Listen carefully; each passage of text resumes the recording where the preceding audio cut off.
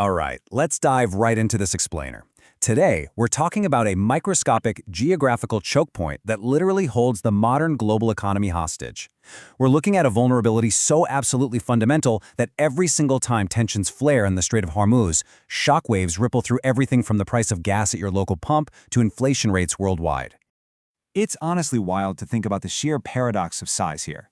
At its narrowest point, the Strait of Hormuz is just 21 miles wide. To put that into perspective, that is narrower than the distance between Manhattan and Staten Island. On a clear day, you can literally see from one shore to the other, and a commercial flight crosses it in under 2 minutes. Yet if it closes, global supply chains effectively freeze. 20 million. That's the number of barrels of crude oil passing through this tiny sliver of water every single day. If you were to stack those barrels end to end, they'd circle the Earth roughly 3.5 times. That's 1/5 of everything humanity burns in a day. It's a scale of dependency that's almost hard to wrap your head around. So let's look at the geography of this trap and exactly why there is simply no exit.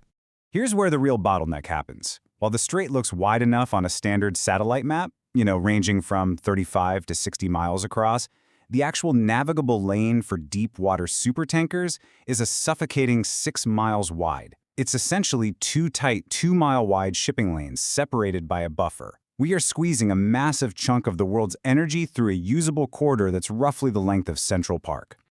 I like to think of the Persian Gulf as a giant bathtub, and it's filled with energy from 6 major producers: Saudi Arabia, Iraq, Kuwait, the UAE, Qatar, and Bahrain.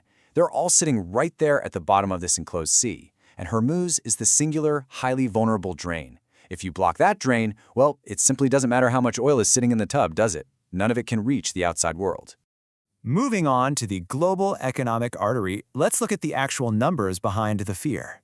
Now you might think this is mostly a Western problem, but the crucial point here is that it's absolutely not. Roughly 84% of this crude is destined for Asia. China, India, Japan, and South Korea alone consume nearly 70% of it. This leaves critical global trading partners completely exposed to any kind of disruption.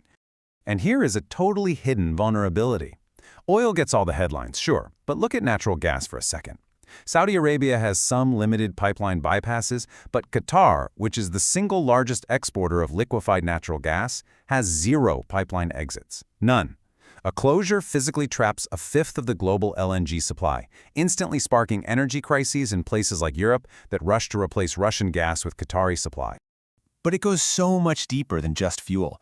We're talking about an unseen commodity cascade. A blockade traps essential non-energy materials too. We mean sulfur for your electric vehicle's battery, nitrogen fertilizers that are completely crucial for the food on your table, and chemicals like MEG used in everyday clothing and packaging.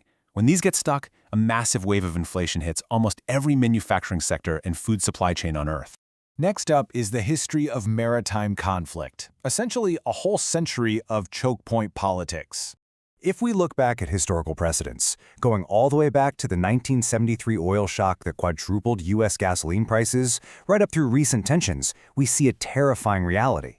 You don't even need to physically close the strait to cause an economic catastrophe. Just the credible threat alone is enough to spike global prices and send markets into a total panic. And there is a really critical lesson we learned from the tanker war of the 1980s. Iran learned that simply raising maritime costs and generating fear achieves an economic blockade without permanently blocking a single physical lane. Closure isn't an on or off switch, it's a spectrum. Okay, let's break down the mechanics of disruption and how a modern closure actually works. So instead of trying to match massive open ocean navies dollar for dollar, Iran uses a really cheap, highly effective asymmetric toolkit. They deploy coastal drones, anti-ship ballistic missiles, fast attack craft, and naval mines that can strike a huge, slow-moving supertanker directly from their mainland bases. All the while, their submarines remain nearly undetectable in those shallow, cluttered Gulf waters. And this creates what we can call an invisible chain of closure. All it takes is a single asymmetric attack.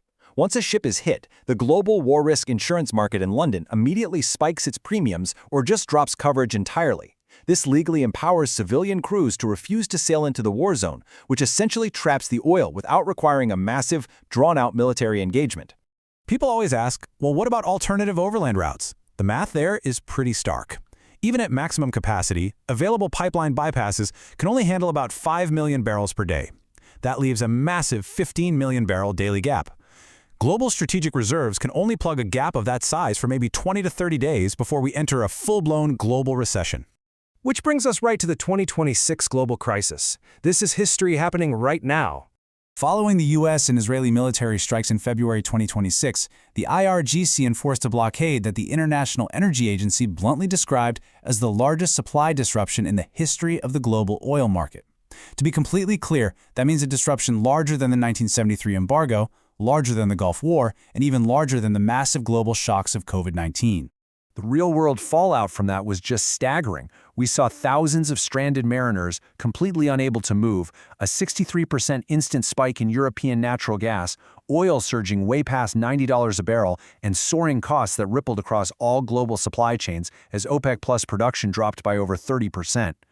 The whole tactic here was weaponizing uncertainty. By briefly opening and then immediately reclosing the strait in April 2026, the IRGC created immense confusion. They effectively turned commercial shipping into a highly unpredictable revenue source by selectively allowing transit and demanding fees, which left international markets entirely off balance. Finally, let's wrap up with the anatomy of a trap and the underlying structural problem we face. We've basically built a global economy that chases ultimate cost efficiency by routing a fifth of human energy through a 6-mile corridor. And hey, it made perfect economic sense in peacetime. But a system that is maximally efficient in peacetime is maximally fragile in a crisis. By ignoring that fragility for decades, we've created history's most durable vulnerability. Because think about it, major energy transitions take decades to actually implement, while geopolitical crises, they can strike in a matter of hours. So, how long can the entire architecture of the modern world safely rest on the assumption that this narrow 21-mile passage will always stay open? Thank you so much for joining me for this explainer, and I'll leave you to ponder exactly what happens the next time the drain is plugged.